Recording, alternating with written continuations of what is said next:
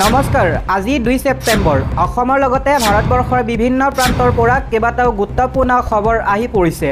এই মুহূৰ্তত জনাইছো এটা গুৰুত্বপূৰ্ণ খবৰ। ছমাহৰ পিছত নাথাকিব হিমন্ত বিশ্ব শৰ্মা চৰকাৰ।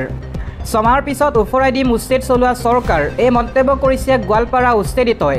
গোৱালপাৰাত চৰকাৰক এনেদৰে সকিয়নি প্ৰদান কৰিছে উচ্ছেদিতই। এটাও ঘৰ ভাঙিবলৈ নিদিয়াৰ হুংকাৰ। মাটিৰ পট্টা নিদিয়াকৈ উচ্ছেদ চলাবলৈ দিয়া নহ'ব। জিলা প্ৰশাসনৰ হিটলাৰী কাৰ্যৰ বিৰুদ্ধে হ'ব তীব্ৰ প্ৰতিবাদ। উচ্ছেদৰ নামত অত্যাচাৰ চলোৱা হৈছে। মুছলমানক টাৰ্গেট কৰি উচ্ছেদ চলি আছে। আমাক জীয়াই থাকিবলৈ দিয়ক, এনেদৰে আহ্বান জনাইছে উচ্ছেদিতই। আন এটা খবৰ, এতিয়াৰে পৰা সন্দেহজনক লোকে মাটি বেদখল কৰিলে দায়ী হ'ব জিলায়ুক্ত। এই সন্দৰ্ভত কঠোৰ হৈ পৰিছে মুখ্যমন্ত্ৰী হিমন্ত বিশ্ব শৰ্মা। এতিয়াৰে পৰা চৰকাৰী ভূমি বেদখল হ'লে দায়ী হ'ব জিলায়ুক্ত। অসমীয়া জাতিক সুৰক্ষা দিবলৈ আৰম্ভ হৈছে এখন যুদ্ধ। ভূমি বেদখল হ'লেই জিলায়ুক্তৰ বিৰুদ্ধে লোৱা হ'ব কঠোৰ ব্যৱস্থা। যদি এটুকুৰা চৰকাৰী মাটিও বেদখল হয়, জিলায়ুক্তসকলে নিজে সাৱধান হৈ থাকিব লাগিব। চৰকাৰে সেইসকল আয়ুক্তৰ ওপৰত ব্যৱস্থা ল'ব। অসমৰ প্ৰতিজন আমোলা বিষয়াক মুখ্যমন্ত্ৰীৰ এই আহ্বান। কোনো কাৰণতে কম্প্ৰমাইজ মানি লোৱা নহ'ব। আয়ুক্ত আমোলাৰ চকুৰ সন্মুখতে যেতিয়া হাজাৰ হাজাৰ বিঘা ভূমি বেদখল হৈছিল, আপোনালোকে ব্যৰ্থতা মানি লৈছিল। অসমৰ প্ৰতিজন কৰ্মচাৰীক আহ্বান যে কাৰ্যালয়ত কোনো ধৰণৰ কম্প্ৰমাইজ নকৰিব। সুযোগ সুবিধা অচিনাকি লোকৰ বাবে নহয়। অসমৰ প্ৰতি টুকুৰা ভূমি বেদখলমুক্ত কৰা হ'ব, এয়া আমাৰ সংকল্প। এনেদৰে এতিয়া এটাৰ পিছত আন এটা মন্তব্য কৰিছে ৰাজ্যৰ মুখ্যমন্ত্ৰী হিমন্ত বিশ্ব শৰ্মাই। জিলায়ুক্তক এনেদৰে সকিয়নি প্ৰদান কৰিছে মুখ্যমন্ত্ৰী ডক্টৰ হিমন্ত বিশ্ব শৰ্মাই। পৰৱৰ্তী খবৰ, চৰকাৰী আঁচনি দি ভোট বিচৰাটো অপৰাধ, মুখ্যমন্ত্ৰীৰ বিৰুদ্ধে হ'ব আইনী যুঁজ। এই মন্তব্য কৰিছে সাংসদ ৰকিবুল হুছেইনে। চৰকাৰী আঁচনি দি ভোট বিচৰাটো অপৰাধ।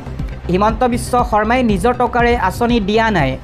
ৰাইজৰ টকাৰে আঁচনি দি ভোট বিচাৰিব নোৱাৰে। মুখ্য সচিব থকা সভাত ভোট বিচৰাটো অপৰাধ। মুখ্যমন্ত্ৰীৰ বিৰুদ্ধে এনেদৰে হুংকাৰ প্ৰদান কৰিছে সাংসদ ৰকিবুল হুছেইনে। NRCক লৈ সুপ্ৰিম কোৰ্টৰ নিৰ্দেশনাৰ মাজতে এনেদৰে এতিয়া ডাঙৰ মন্তব্য কৰিছে সাংসদ ৰকিবুল হুছেইনে। অসম কেবিনেটত ডাঙৰ সিদ্ধান্ত। হিন্দু মুছলমানৰ মাজত মাটি ক্ৰয় বিক্ৰয়ক লৈ আহি পৰিছে এক ডাঙৰ খবৰ।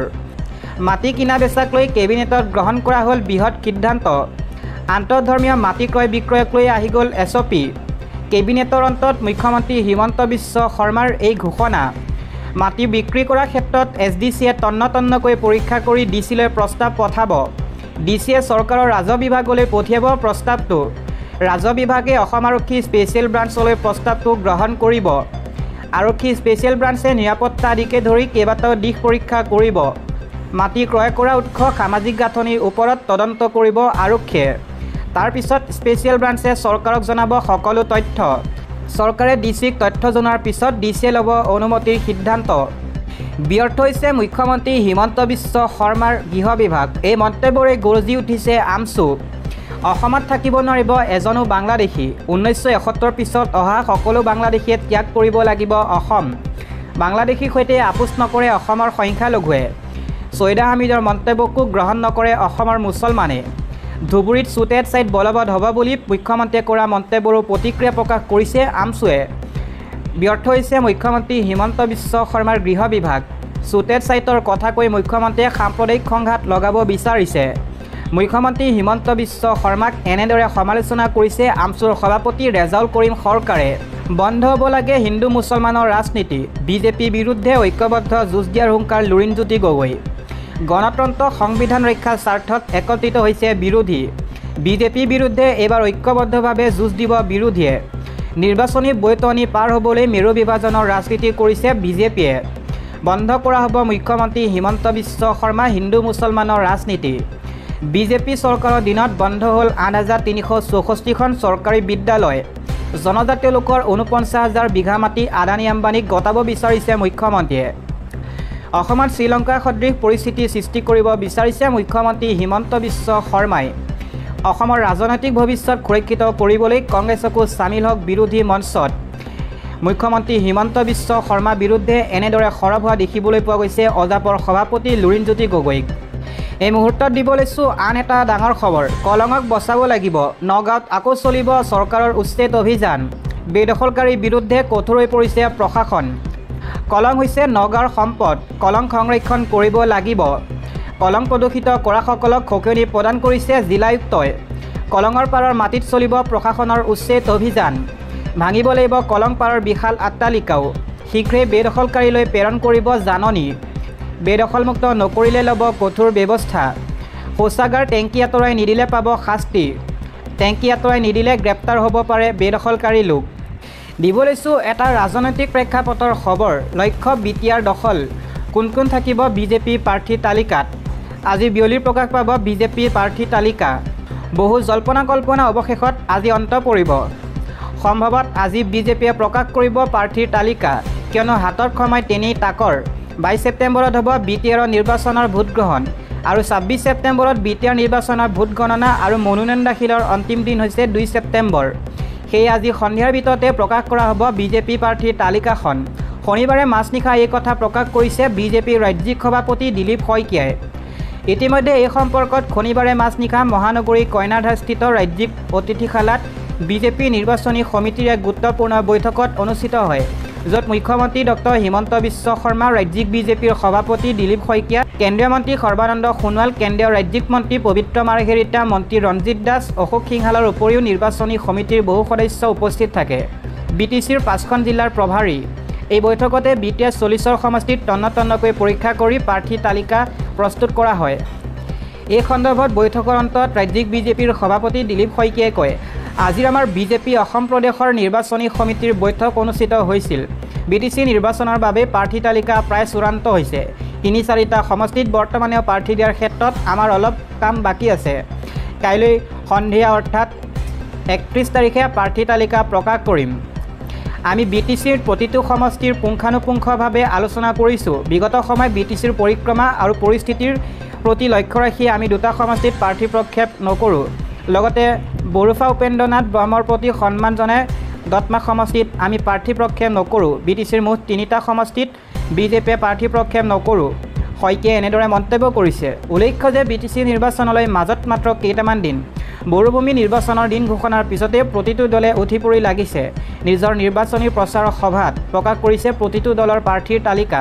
কিন্তু নিৰ্বাচনী প্ৰচাৰত পিছ পৰি নথকা শাসকীয় ভাৰতীয় জনতা পাৰ্টীয়ে অতি কৌশলপূৰ্ণভাৱে প্ৰকাশ কৰা নাছিল নিজৰ প্ৰাৰ্থীৰ তালিকা। অৱশেষত যেন সকলো জল্পনা কল্পনাৰ অন্ত পেলাই আজি সন্ধিয়াৰ ভিতৰত প্ৰাৰ্থী তালিকা প্ৰকাশ হ'ব বুলি ৰাজ্যিক বিজেপিৰ সভাপতিগৰাকীয়ে প্ৰকাশ কৰে। দিব লৈছোঁ আন এটা ৰাজনৈতিক প্ৰেক্ষাপটৰ খবৰ। BPFৰ দ্বিতীয়খন প্ৰাৰ্থীৰ তালিকা প্ৰকাশ।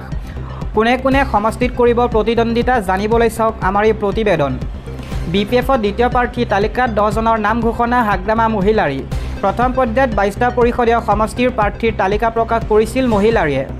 বড়োভূমিৰ নিৰ্বাচনী দিন ঘোষণাৰ পূৰ্বেই বিটিচিৰ মুঠ 40খন আসনৰ 22খনত প্ৰাৰ্থী ঘোষণা কৰি নিৰ্বাচনী ৰণত জঁপিয়াই পৰিছিল হাগ্ৰামা মহিলাৰী BPF দল।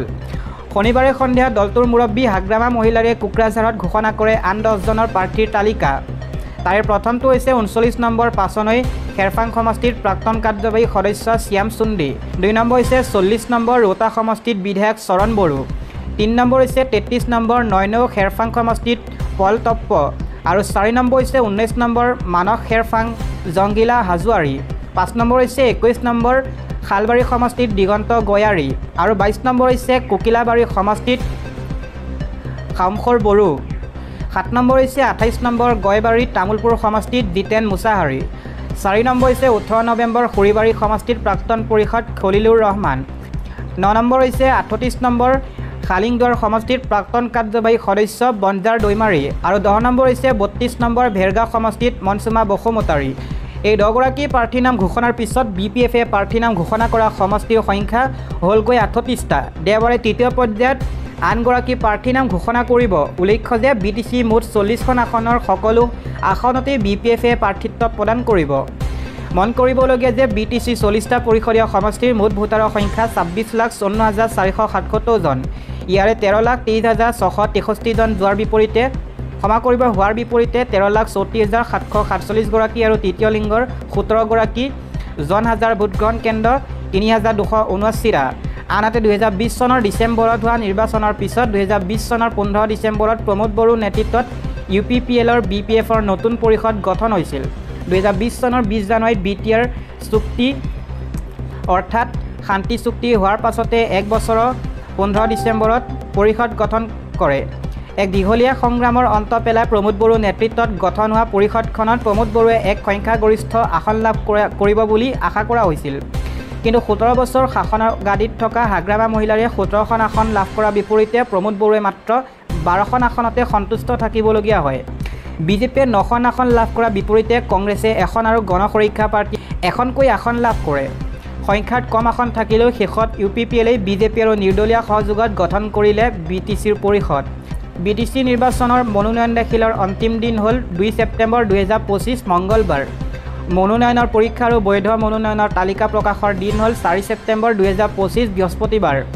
অন্যহাতে প্ৰাৰ্থিত্ব প্ৰত্যাহাৰৰ শেষ তাৰিখ হ'ল 6 ছেপ্টেম্বৰ 2025 শনিবাৰ। নিৰ্বাচনটোত প্ৰতিদ্বন্দ্বিতা কৰা প্ৰাৰ্থী তালিকা প্ৰকাশ কৰা হ'ব 6 ছেপ্টেম্বৰ 2025 শনিবাৰে। ভোট গণনাৰ তাৰিখ হ'ল 22 ছেপ্টেম্বৰ 2025 সোমবাৰ। ভোট গণনাৰ তাৰিখ হ'ল 26 ছেপ্টেম্বৰ 2025 শুক্ৰবাৰ। অৰ্থাৎ পূজাৰ পূৰ্বে সমাপ্ত হ'ব BTC নিৰ্বাচনৰ সকলো প্ৰক্ৰিয়া আৰু গঠন হ'ব পৰিষদ।